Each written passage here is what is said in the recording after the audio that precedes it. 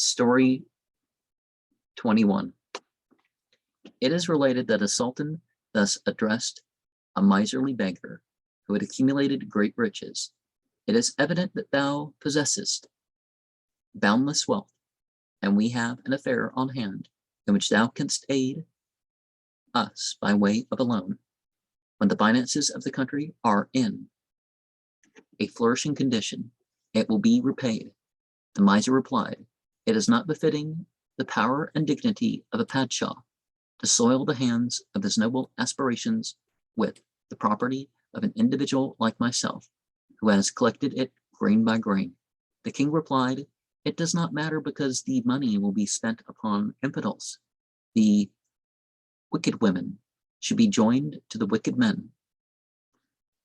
If the water of a Christian's well is impure, what matters if thou washest a dead Jew therein?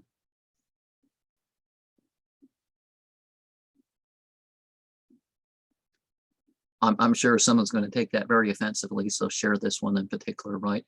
But see,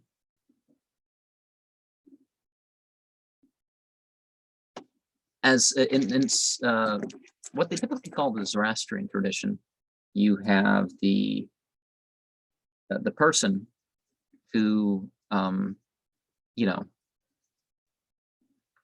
is dead.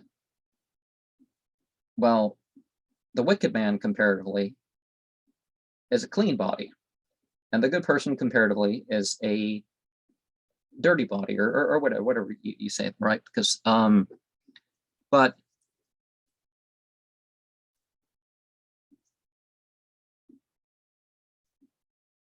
yeah, if you're going to say that the Christians are impure, well, obviously the water that you clean a dead body with is going to be, you know.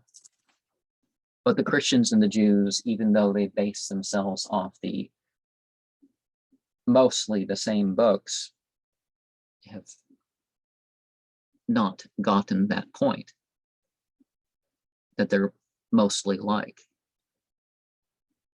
Any way of looking at it. They said the lime mortar is not clean.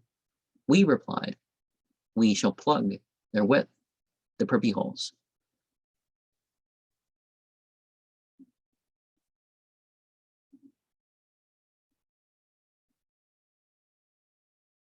Yeah, you just need to wash the body. You don't need to.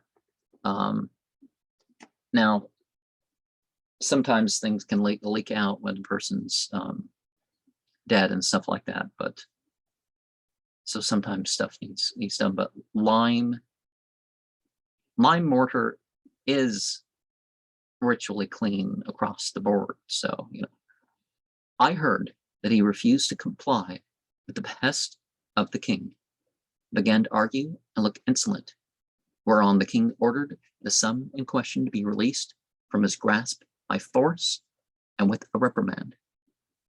If an affair cannot be accomplished with gentleness, he forsooth turns his head to impudence, who has no regard for himself. It is proper that no one should pay him any.